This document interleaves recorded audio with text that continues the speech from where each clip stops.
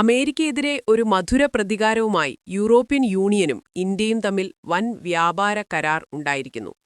ഒരു തരത്തിൽ പറഞ്ഞാൽ 50% ഇറക്കുമതി തീരുവ ചുമത്തി ഇന്ത്യയെ ഉപദ്രവിച്ചുകൊണ്ടിരുന്ന അമേരിക്കയ്ക്ക് കിട്ടാവുന്ന ഒരു വലിയ തിരിച്ചടിയാണ് ഈ യൂറോപ്പിലെ 27 രാജ്യങ്ങളും ഇന്ത്യയും ചേർന്ന് ഉണ്ടാക്കിയിരിക്കുന്ന ഈ വ്യാപാര കരാർ. Mother of all the deals എന്നാണ് ഇന്ത്യയുടെ പ്രധാനമന്ത്രി നരേന്ദ്രമോദിയും യൂറോപ്യൻ യൂണിയന്റെ നേതാക്കളും ഇതിനെക്കുറിച്ച് പറഞ്ഞത്. എല്ലാ കരാറുകളുടെയും മാതാവ് എന്നറിയപ്പെടുന്ന വൻ കരാറാണ് ഉണ്ടായിരിക്കുന്നത്. യൂറോപ്പിലും ഇന്ത്യയിലുമായുള്ള 200 കോടി ജനങ്ങളെ ബാധിക്കുന്ന കരാറാണ്. ഇന്ത്യയിലെ 140 കോടി ജനങ്ങളും യൂറോപ്യൻ രാജ്യങ്ങളിലെ 60 കോടി ജനങ്ങളും ഇതിൽ ഉൾപ്പെട്ടിരിക്കുന്നു. $136 ബില്യൺ കരാറാണത്.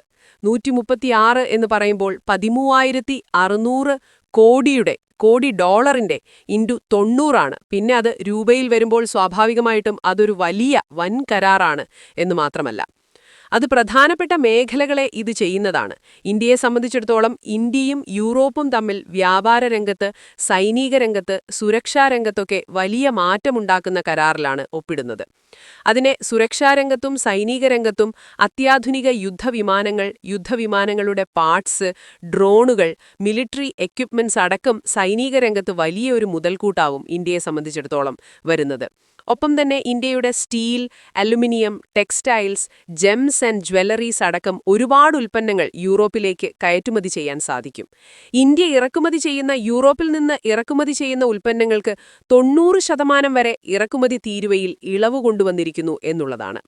ഈ തരത്തിൽ വലിയ ഒരു വ്യാപാര മേഖലയാണ് തുറക്കുന്നത്. ബ്രിട്ടനുമായി സ്വതന്ത്ര വ്യാപാര കരാർ രൂപീകരിച്ചതുപോലെ യൂറോപ്പിലെ മുഴുവൻ രാജ്യങ്ങളുമായി ബ്രിട്ടനും ഫ്രാൻസും ജർമ്മനിയും ഇറ്റലിയും ഒക്കെ അടങ്ങുന്ന മുഴുവൻ രാജ്യങ്ങളുമായിട്ടാണ് ഈ കരാർ ഒപ്പിടുന്നത്. സ്വാഭാവികമായിട്ട് അതിന്റെ കരാർ ഔദ്യോഗികമായി ഒപ്പിടാൻ 6 മാസം എടുക്കുമെങ്കിലും ഇത് പ്രാബല്യത്തിൽ വരുന്നത് 2027 കൂടിയായിരിക്കും. പക്ഷേ ഇത് അമേരിക്കയെ വല്ലാതെ ചൊടിപ്പിച്ചിരിക്കുകയാണ്. അമേരിക്ക യൂറോപ്പിനോട് പറഞ്ഞിരിക്കുന്നത്, നിങ്ങൾ എന്തിനാണ് പോയി ഇന്ത്യയുമായി ഇത്രയും വലിയ കരാറിൽ ഒപ്പിടുന്നത്? നിങ്ങൾ യുദ്ധം ക്ഷണിച്ചു വരുത്തുകയാണ്. വ്യാപാര യുദ്ധമായിരിക്കും ട്രംപ് ഉദ്ദേശിക്കുന്നത്.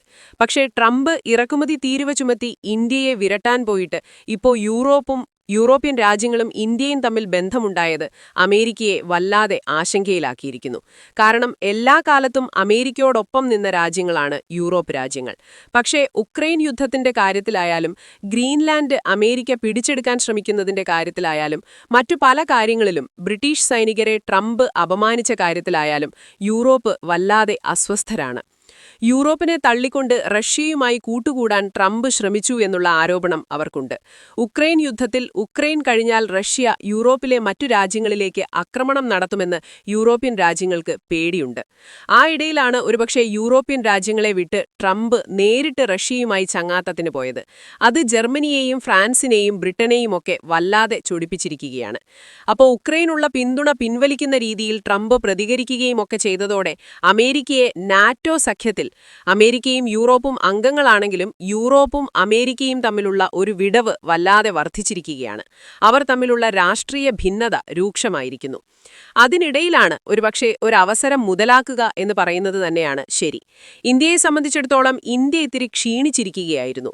പ്രത്യേകിച്ച് അമേരിക്ക 50% ഇറക്കുമതി തീരുവ ചുമത്തിയപ്പോൾ ഇന്ത്യയുടെ കയറ്റുമതിയുടെ രംഗത്തൊക്കെ ഇന്ത്യക്ക് നല്ല ക്ഷീണം സംഭവിച്ചിട്ടുണ്ട്. ആ ഇടയിലാണ് ഇപ്പോൾ അതിനൊക്കെ ഒരൽപ്പം മാറ്റം വന്നുകൊണ്ട് യൂറോപ്യൻ യൂണിയനുമായിട്ട് ഈ രീതിയിലുള്ള കരാറിൽ ഇന്ന് കരാറായിട്ടുള്ളത്. യൂറോപ്യൻ യൂണിയന്റെ അതിന്റെ കമ്മീഷന്റെ പ്രസിഡന്റായിട്ടുള്ള ഉർസുല വോണ്ടർ ലൈനും അതുപോലെ തന്നെ യൂറോപ്യൻ കൗൺസിലിന്റെ പ്രസിഡന്റ് അന്റോണിയോ ഡി കോസ്റ്റയും ഇന്നലെ റിപ്പബ്ലിക് ദിനത്തിൽ നടന്ന പരേഡിൽ മുഖ്യ അതിഥികളായിട്ട് പങ്കെടുത്തിരുന്നു. സ്വാഭാവികമായിട്ട് അത് കഴിഞ്ഞാണ് ഇപ്പോൾ ഇന്ന് ഉച്ചകോടി നടക്കുകയാണ്. ഇന്ത്യയും യൂറോപ്യൻ യൂണിയന്റെ നേതാക്കളുമായിട്ടുള്ള ഉച്ചകോടിക്കിടയിലാണ് വലിയ കരാറിന് ധാരണയായിട്ടുള്ളത്. ഇത് ഇന്ത്യയുടെ നിർമ്മാണ രംഗത്ത്, മാനുഫാക്ചറിംഗ് രംഗത്ത് വലിയ മാറ്റങ്ങൾ കൊണ്ടുവരുമെന്നാണ് പറയുന്നത്. കാരണം നമുക്ക് കോടിക്കണക്കിന് തൊഴിലാളികളുണ്ട്. അവർക്കൊക്കെ പലതരത്തിൽ തൊഴിലുകൾ ലഭിക്കുന്ന, കാരണം ടെക്സ്റ്റൈൽ രംഗത്തും ജെംസ് ആൻഡ് ജ്വല്ലറിയിലും അതുപോലെ തന്നെ മറ്റു പല രംഗത്തും വലിയ രീതിയിലുള്ള മാറ്റങ്ങൾ ഉണ്ടാക്കുന്ന കാർഷിക രംഗത്തൊക്കെ വലിയ രീതിയിൽ നമുക്ക് തൊഴിൽ നൽകുന്ന തരത്തിലുള്ള ഒരു കരാറാണ് രൂപീകരിക്കപ്പെട്ടിട്ടുള്ളത്. സ്വതന്ത്ര വ്യാപാര കരാർ എന്ന് തന്നെ പറയേണ്ടി വരും. കാരണം 90% ഇളവ് ലഭിക്കും, 10% നികുതിയാണുള്ളത്. പലതും ഫ്രീ ട്രേഡ് ആണ് വരുന്നത്. ഒരുപക്ഷെ സ്വാതന്ത്ര്യാനന്തര കാലഘട്ടത്തിൽ ഉണ്ടാകുന്ന യൂറോപ്പുമായിട്ടുള്ള ഏറ്റവും വലിയ കരാറുകളിൽ ഒന്നാണ്. ദശാബ്ദങ്ങളായിട്ട് നമ്മൾ പ്രതീക്ഷിച്ചിരുന്നതാണ്. ഒരുപക്ഷെ ഇങ്ങനെയൊരു ശൈലി മാറ്റത്തിനും അല്ലെങ്കിൽ ഒരു വിദേശ നയത്തിനും യൂറോപ്പിനെ പ്രേരിപ്പിച്ചത് അമേരിക്കയും ചൈനയും ഒരുപോലെ യൂറോപ്പിനെ ഉപദ്രവിക്കുന്നു എന്ന ചിന്തയിൽ നിന്നാണ്. ചൈനയെ മാത്രം ഡിപ്പെൻഡ് ചെയ്ത് നിന്നാൽ അമേരിക്ക എതിരാവും. ചൈനയാണെങ്കിൽ ചൈനീസ് ആയിട്ടുള്ള ഉൽപ്പന്നങ്ങൾക്ക് വേണ്ടത്ര നിലവാരം പോരാ എന്ന് മാത്രമല്ല, ചൈനയെ രാഷ്ട്രീയമായി വിശ്വസിക്കാനാവില്ല. ആ തരത്തിലാണ് അപ്പുറത്ത് അമേരിക്കയാണെങ്കിൽ ട്രംപ് അധികാരത്തിൽ വന്ന ശേഷം യൂറോപ്പിനോട് ഒരു ശത്രുതാ മനോഭാവം കാണിക്കുന്നു. ഇതിന്റെ രണ്ടിനുമിടയിലാണ് അവർ ഇന്ത്യയുമായിട്ട് ഇത്രയും വലിയൊരു കരാറിന് തയ്യാറായത്. ഇന്ത്യയെ സംബന്ധിച്ചിടത്തോളം അടുത്ത 10 വർഷം അല്ലെങ്കിൽ 5 വർഷത്തിനുള്ളിൽ വലിയ രീതിയിലുള്ള ഗുണം ചെയ്യുന്ന ഒരു കരാറാണ് ഉണ്ടായിരിക്കുന്നത്. യൂറോപ്പിനും അത് നേട്ടമാണ്. കാരണം 140 കോടി ജനങ്ങളുള്ള ഒരു രാജ്യവുമായിട്ട് ഒരു മാർക്കറ്റ്, ഇത്രയും വലിയ മാർക്കറ്റിലേക്കാണ് യൂറോപ്പിന് എൻട്രി കിട്ടുന്നത്. തിരിച്ച് യൂറോപ്പിൽ 60 കോടി ജനങ്ങളുള്ള യൂറോപ്യൻ മാർക്കറ്റിലേക്ക് ഇന്ത്യയ്ക്കും എൻട്രി ലഭിക്കുന്നു. സ്വാഭാവികമായിട്ടും ഇതുണ്ടാക്കുന്ന ഇമ്പാക്റ്റ് വളരെ കൂടിയതാണ്. അതുകൊണ്ടാണ് അമേരിക്ക ചൊടിച്ചിട്ടുള്ളതും. അമേരിക്ക പറഞ്ഞത് ഇത് ഇന്ത്യയുമായിട്ട് കരാറിലേർപ്പെട്ട് നിങ്ങൾ യുദ്ധം ക്ഷണിച്ചു വരുത്തുകയാണ്. ഒരുപക്ഷെ ഇന്ത്യക്ക് ഇതുപോലെയൊരു വലിയ തുറവ് യൂറോപ്പ് ചെയ്തു കൊടുക്കേണ്ട കാര്യമില്ല എന്നാണ് അമേരിക്ക ചിന്തിക്കുന്നത്. ഒരുപക്ഷെ ട്രംപിന് തോന്നുന്നുണ്ടായിരിക്കും ഇന്ത്യയുമായിട്ട് ആവശ്യമില്ലാതെ ഒരു ഇറക്കുമതി തീരുവ യുദ്ധത്തിന് പോകേണ്ടിയിരുന്നില്ല എന്നുള്ളത്. എന്ന് മാത്രമല്ല, റഷ്യൻ എണ്ണ ചെയ്തില്ലെങ്കിൽ ഇനിയും തീരുവ കൂട്ടൂ എന്ന് പറഞ്ഞ് പലതരത്തിലും അമേരിക്ക ഇന്ത്യക്കെതിരെ, ഇന്ത്യയുടെ പ്രധാനമന്ത്രി നരേന്ദ്രമോദി തന്റെ സുഹൃത്താണെന്ന് പറയുമ്പോൾ തന്നെ ഇന്ത്യയെ ഉപദ്രവിക്കുന്ന നിലപാടാണ് അമേരിക്ക സ്വീകരിച്ചത്. ഇതാണ് ഒരുപക്ഷെ യൂറോപ്പുമായിട്ട് ഒരു കരാറിലേക്ക് പോകാൻ ഇന്ത്യയെയും പ്രേരിപ്പിച്ചത്. അപ്പോൾ ശത്രുവിന്റെ ശത്രു മിത്രം എന്ന് പറയുന്ന പോലെ അമേരിക്ക ശത്രുതാ മനോഭാവം കാണിച്ചപ്പോൾ ഇന്ത്യ യൂറോപ്പിലേക്ക് തിരിഞ്ഞു. ഇതേ അമേരിക്ക തന്നെ യൂറോപ്പിനെയും ശത്രുതാ മനോഭാവത്തോടെ കണ്ടപ്പോൾ ഈ രണ്ട് രാജ്യങ്ങൾ തമ്മിൽ, രണ്ട് രാജ്യങ്ങളെന്ന് പറയാൻ പറ്റില്ല, യൂറോപ്യൻ യൂണിയൻ 27 രാജ്യങ്ങളുടെ കൂട്ടായ്മയാണ്. അവരും ഇന്ത്യയുമായിട്ട് ഒരു വലിയ കരാറുണ്ടായിരിക്കുന്നു എന്നുള്ളത് ഈ മണിക്കൂറുകളിൽ അല്ലെങ്കിൽ ഈ ദിവസം സംഭവിക്കുന്ന വലിയൊരു സംഭവം തന്നെയാണ്. ലോകമാധ്യമങ്ങളിലൊക്കെ വലിയ ചർച്ചയാണ് ഇതേ ചൊല്ലി. സ്വാഭാവികമായിട്ടും CNN-ഉം അമേരിക്കയിലെ മാധ്യമങ്ങളും അതുപോലെ തന്നെ BBC, ബ്രിട്ടീഷ് ബ്രോഡ്കാസ്റ്റിംഗ് കോർപ്പറേഷനുമൊക്കെ ഇതിനെ പറഞ്ഞിരിക്കുന്നത് mother of all the deals എന്നാണ്. എല്ലാ കരാറുകളുടെയും മാതാവ് എന്നറിയപ്പെടാൻ പറ്റുന്ന രീതിയിൽ വൻ കരാറാണ് ഉണ്ടായിരിക്കുന്നത്. 200 കോടി ജനങ്ങളെ ബാധിക്കുന്ന കരാർ ഉണ്ടായിരിക്കുന്നു. ലോകം മുഴുവൻ വളരെ ആകാംക്ഷയോടെയാണ് ഇന്ത്യ യൂറോപ്യൻ യൂണിയൻ കൂട്ടുകെട്ടിനെ കാണുന്നത്.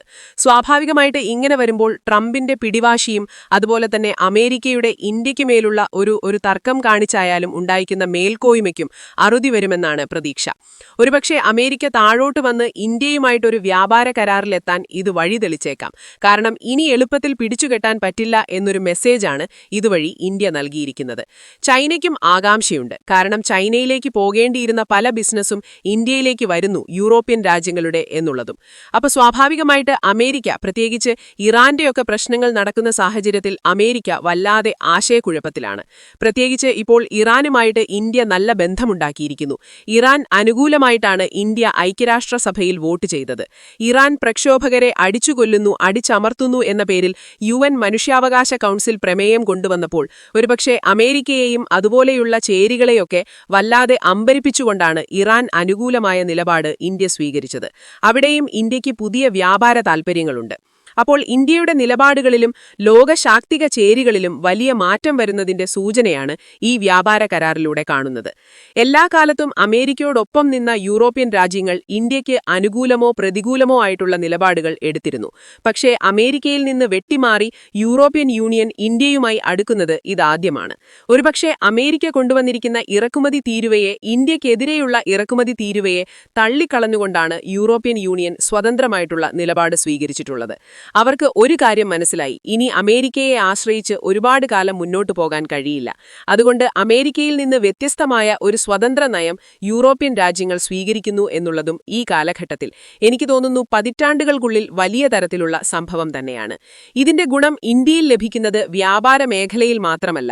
അവിടെ ചൈനയുമായും പാകിസ്ഥാനുമായിട്ടൊക്കെ ശത്രുതയിൽ നിൽക്കുന്ന ഇന്ത്യക്ക് റഷ്യയിൽ നിന്നാണ് പ്രധാനമായിട്ടും ആയുധങ്ങളും സൈനിക ബലമൊക്കെ ലഭിക്കുന്നത്.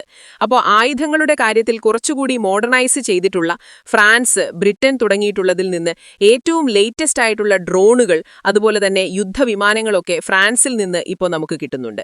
നമുക്ക് ലഭിക്കുന്ന മിറാജ് 2000 നേരത്തെ ലഭിച്ചത് ഇപ്പോഴുള്ള റഫേൽ വിമാനങ്ങളൊക്കെ ഫ്രാൻസിൽ നിന്നാണ് വരുന്നത്. അപ്പോൾ മറ്റു രാജ്യങ്ങളിൽ നിന്ന് ഉള്ള യുദ്ധവിമാനങ്ങളും ആയുധങ്ങളും ഡ്രോണുകളൊക്കെ ലഭിക്കാൻ ഇത് കാരണമാകും. ഒപ്പം തന്നെ ടെക്സ്റ്റൈൽ രംഗത്ത് ഇന്ത്യക്ക് വലിയ രീതിയിലുള്ള കുതിച്ചുട്ടത്തിനും സാധ്യതയുണ്ട്. സ്വാതന്ത്ര്യത്തിന് മുമ്പ് ബ്രിട്ടീഷുകാർ കൈയടക്കുന്നതിന് മുമ്പ് ടെക്സ്റ്റൈൽ രംഗത്ത് ഇന്ത്യ 1-ാം നമ്പർ ശക്തിയായിരുന്നു. അപ്പോൾ അതിലേക്കൊക്കെ തിരിച്ചുവരാൻ കഴിയുന്ന തരത്തിലുള്ള കരാറുകളാണ് വന്നുകൊണ്ടിരിക്കുന്നത്. ഒപ്പം തന്നെ മെഡിക്കൽ രംഗത്ത് ലോകത്തിന്റെ മാനുഫാക്ചറിംഗ് ഹബ്ബാണ്. ഫാർമസിയുടെ കാര്യത്തിൽ ലോകത്തിൽ ഏറ്റവും കൂടുതൽ മരുന്ന് ഉൽപ്പാദിപ്പിച്ച് ലോകത്തിന് നൽകുന്നത് ഇന്ത്യയാണ്. കോവിഡ് കാലത്ത് അത് ഇന്ത്യ തെളിയിച്ചതാണ്. കോവിഡിന് നേരിടാനുള്ള ഇഞ്ചക്ഷനുകളും മരുന്നുകളും ഏറ്റവും കൂടുതൽ ഉൽപ്പാദിപ്പിച്ചത് ഇന്ത്യയാണ്. ഏതാണ്ട് 100-ലേറെ രാജ്യങ്ങൾക്ക് ഇന്ത്യ ഈ കോവിഡിന്റെ വാക്സിൻ കൊടുത്തിരുന്നു. ഇപ്പോൾ യൂറോപ്യൻ രാജ്യങ്ങൾക്ക് 60 കോടി വരുന്ന യൂറോപ്യൻ രാജ്യങ്ങളിലേക്ക് മരുന്ന് കമ്പനികളെ ഇന്ത്യയുടെ മരുന്ന് കമ്പനികളിൽ നിന്നായിരിക്കും ഏറ്റവും കൂടുതൽ മരുന്നുകൾ പോകാൻ പോകുന്നത്. അത് ലക്ഷക്കണക്കിന് കോടിയുടെ ബിസിനസ്സാണ്. ഈ രംഗത്തൊക്കെ